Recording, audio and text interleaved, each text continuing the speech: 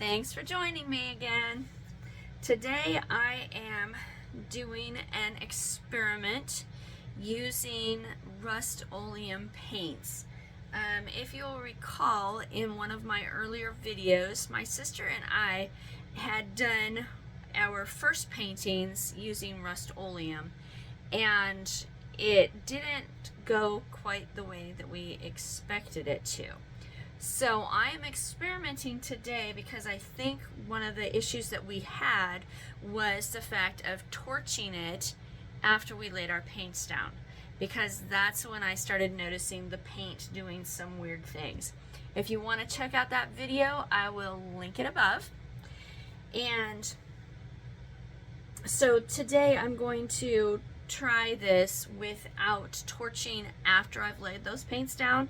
I will go ahead and torch after I've laid the base coat down, because it's not a Rust-Oleum color, it's my regular paint.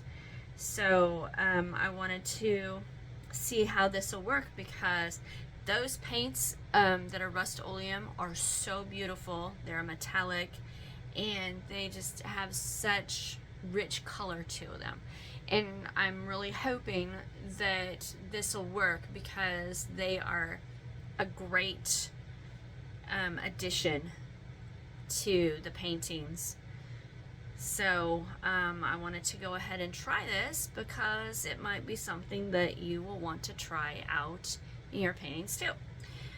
Alright, so what I'm using is Master's Touch Titanium White for my base. And then I'll be using Jet Black by Apple Barrel, Yellow Medium by Master's Touch, Metallic Glacier Blue by Rust-Oleum,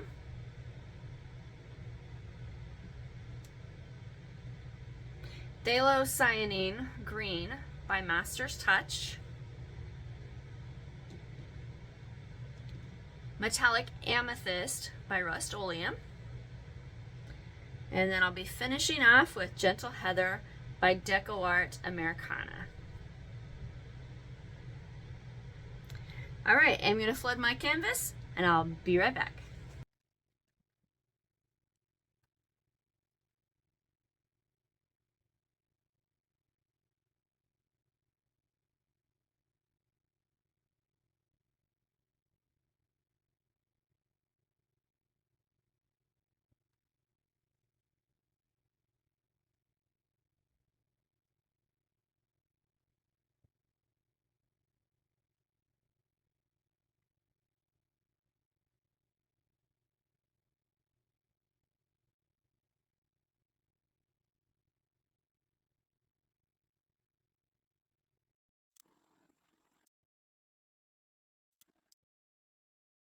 My canvas is flooded. I torched the bubbles. Usually when I pour down my base, I just take the lid off of this, but I didn't this time. The nozzle on this is so narrow, so skinny, that trying to push that much paint out of this little tiny hole created a lot more bubbles than what I usually have, so I had to make sure that I torched it really well. But I think it looks like I got the bubbles out of there. And then I also have a toothpick that is one of the pointy ones, so that if there's bubbles in the paints that I laid down, then I can pop them that way instead of using a torch. And I also made sure that I put my torch off to the side so that I don't forget and accidentally torch it, because before I was forgetting to torch it, but I wanted to make sure this time I didn't forget and torch it. I've also been doing so many tiles lately that I haven't been using my omelet turner, and so I had to go find that before I could spread my paint out. One of the things that you want to make sure that you remember if you do try to use the omelet turner is you want to make sure that you're using this whole edge here. instead of, you don't want to dig into it like this or anything like that. You want to keep it nice and almost flat, not quite. You see, you just kind of hold it up just a little bit and then drag it across. And think of it as if you were frosting a cake. You want to try to get it as smooth as possible, but you don't want to dig the frosting off of the top of the cake. So that's an easy way to gauge how you want to do that across there. All right, how do I want to lay these colors? I haven't even really thought about that yet. I think I might go kind of like here and then do a little swoopy, I think. All right.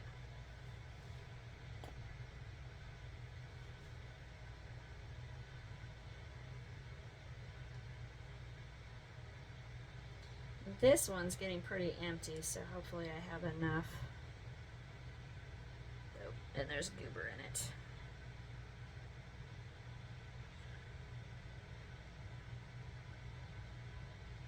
All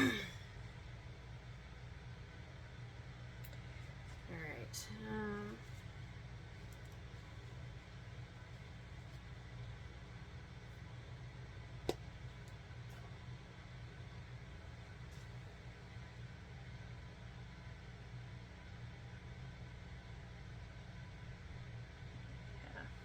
Okay. It's not coming out with the toothpick.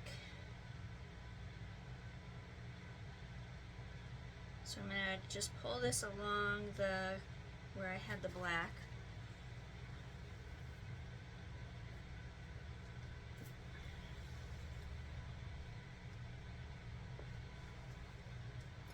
And as big as that was, I'm gonna add just a little bit more here.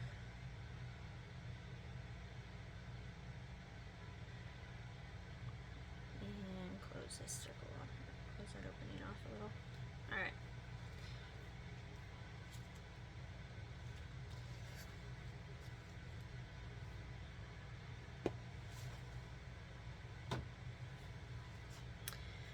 Okay, and that was again the Jet Black by Apple Barrel. This is Yellow Medium by Master's Touch.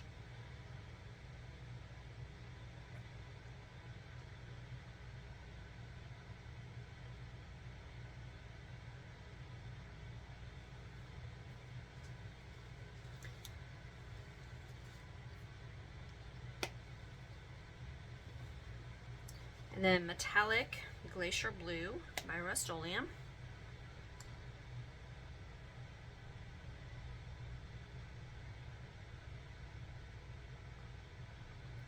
This is such a pretty turquoise color.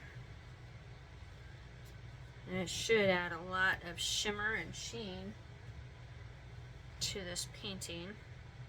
Then the Phthalocyanine Green by Master's Touch.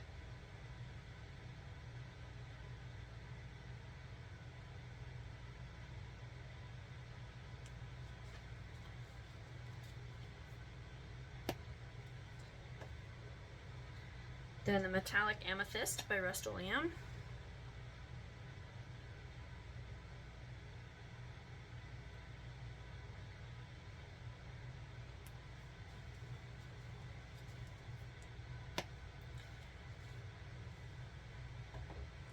Finishing off with the Gentle Heather by DecoArt.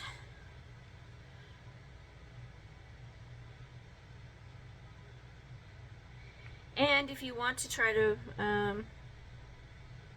get these colors, and remember what I have on here, the colors that I'm using are in the description.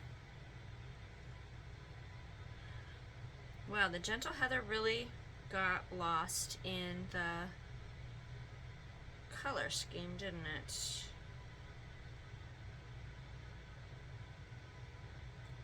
That's interesting.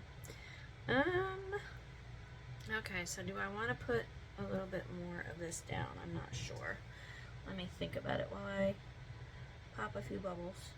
Come on, pop.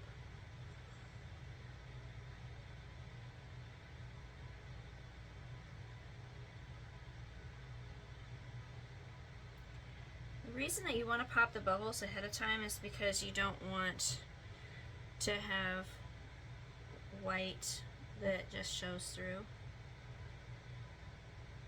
when they do pop later. Alright, yeah, this gentle heather is just totally disappearing. So I might go ahead and put a little more down.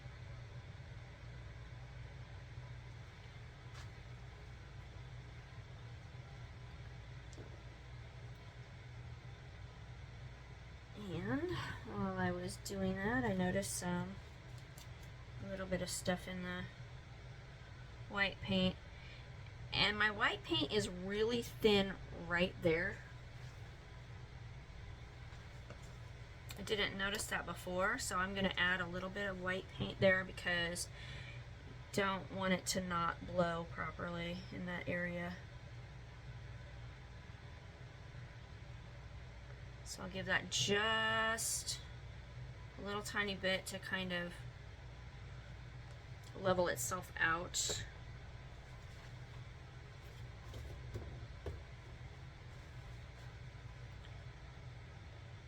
Clean off that and help it just a little bit. Make sure it gets in there good.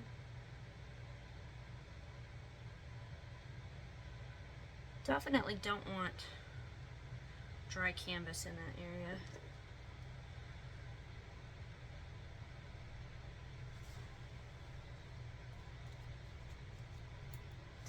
Okay, I am going to add a little bit more of this gentle heather because it's just totally gone. I guess that's not really just a little bit more, is it? Oh.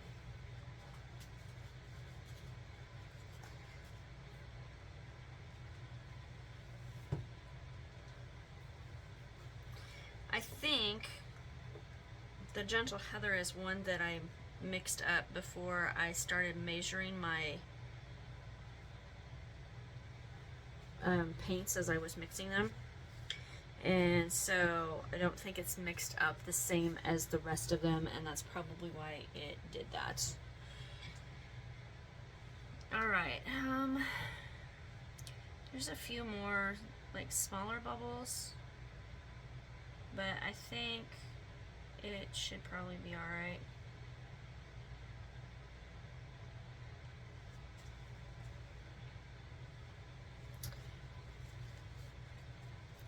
Alright, since I'm not torching, I'm trying to give it just a little bit more time also for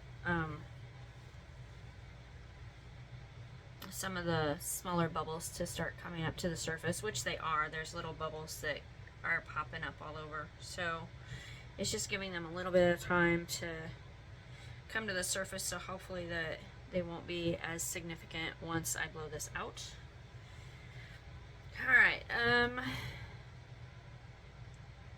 as I'm going to blow this, I think I will start here, grab that thick area and blow it into more of the negative space, and that way I can blow this way and blow this more kind of that way and down. But that way, if I try to blow all of this way, it's really gonna make a huge mass there, and I don't think it's going to feather out as nice as it would otherwise if I pull it down this way more. So I think that's what I'm gonna do. Hopefully enough of these bubbles are popped that it's not gonna be a problem. I was gonna do this painting a few days ago, and so I had my paints all out and shook up so that they could sit for a little bit but not separate.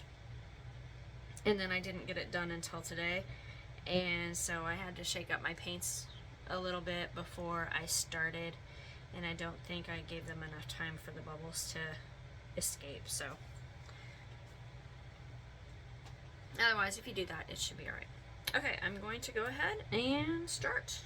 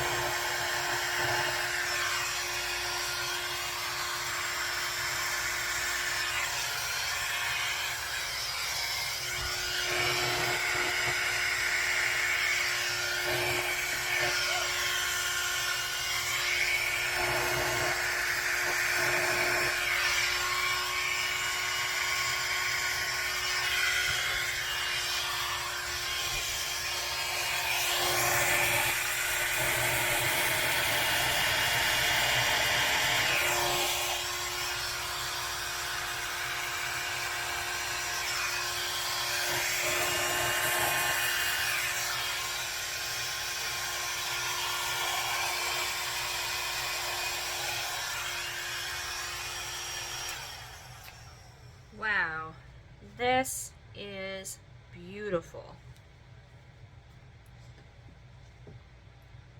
I love all of the cells that started coming up, and oh, they've got so many colors in them. They are very, very pretty. So here is what I was talking about. If you have bubbles that end up popping later, it'll bring white up to the surface. And so that's what that did, but I mean, it's going to be fine. It doesn't have as many cells as all of the rest of them do. I think it's because I keep trying to give this dryer the benefit of the doubt, and I put it on low to see if I can get it to move, and then it doesn't, so I end up turning it on high, and that's the one I started trying on low. So I'm not sure if that's part of the problem or not. I could maybe come in here and try to pull some of that this way more and see if I could get a little bit more of the cells.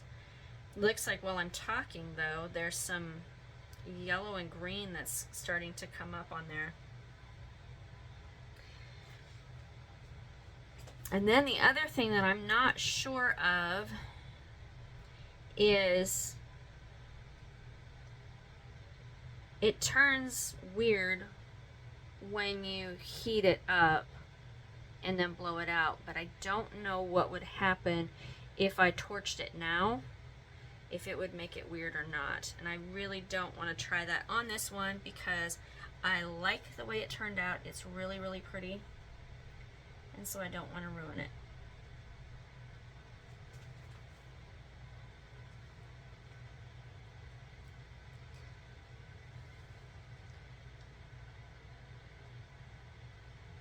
Okay. Wow.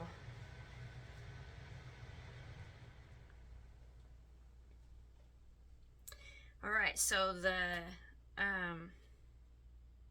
conclusion that I'm coming to is that these Rust-Oleum colors will definitely work as long as you make sure you do not torch them once you lay those down, because this turned out so beautiful.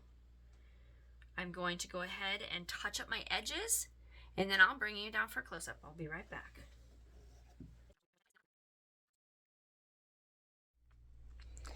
All right, I ended up not doing anything to the edges because they all look good.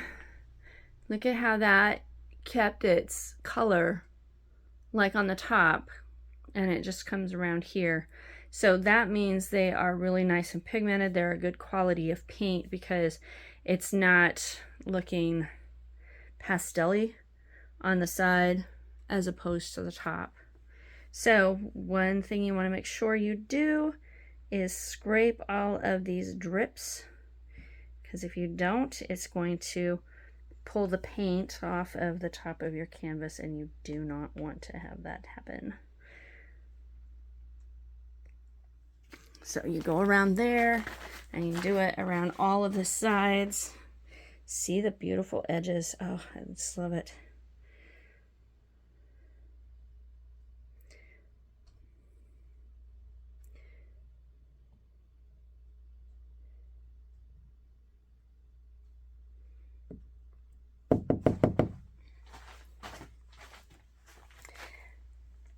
Then one of the things you want to make sure, see how that stick has color on it? So it's fine if you're where there's color, but you don't want to get that on the white. So I just go down a little further and do that, because otherwise if you do the color where the white is, you will get streaks of color on the white. So see how I kind of pulled that up? So then you got to look under there and make sure that you didn't get a little streak of color, which there is a little bit of one. Not sure if you can see it, but so what you do is you just put it in the white and then dab it just a little bit, and it'll cover up that. So that's how you fix that part. Or you can wipe off your stick in between, which would also help.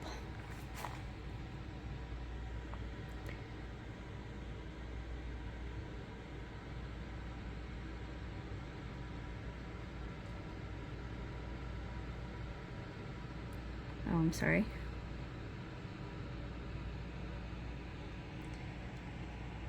Alright, so that's how you clean off your edges. And see, then you don't have any drips down there. And as you'll notice, I've got push pins in the canvas to make sure that it's level. And over here I had to put a couple of the popsicle sticks so that this side was level over here. I had the painting so that it'll be level where I'm going to move it for it to dry. Alright, so here is this beautiful, beautiful painting. All of those beautiful cells. And the colors that blended so nice in here. I love that. And see how it shimmers? Oh, it's just gorgeous.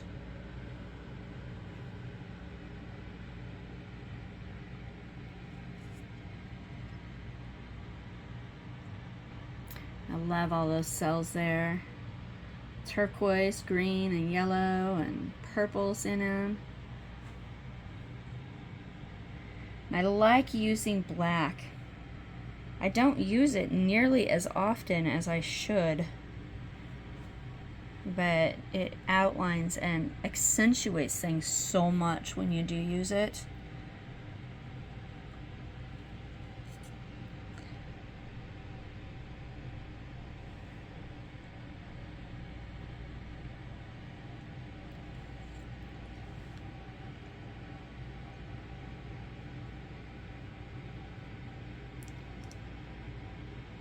So this is the one that didn't have hardly any cells in it.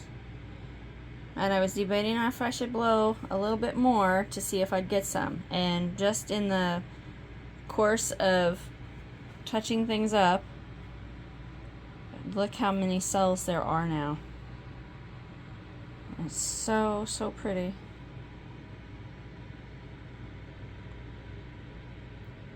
Look at that.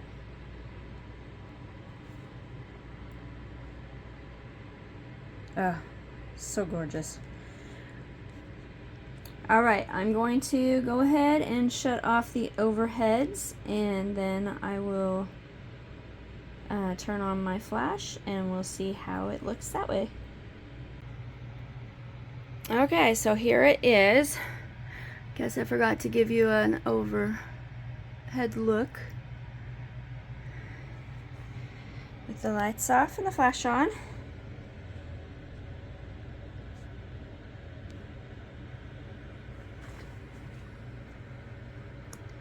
Oh, look at all of that. Oh, it's so beautiful.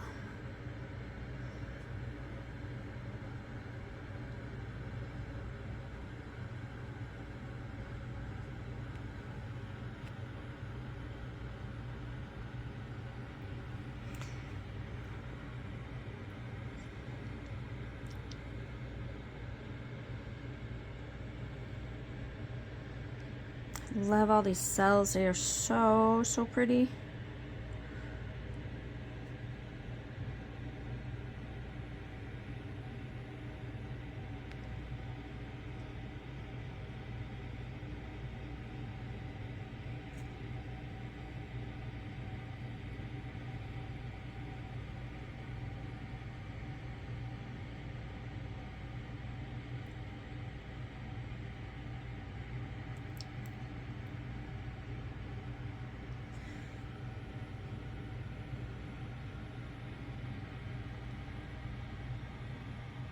So it's going to be interesting to see what happens as this dries.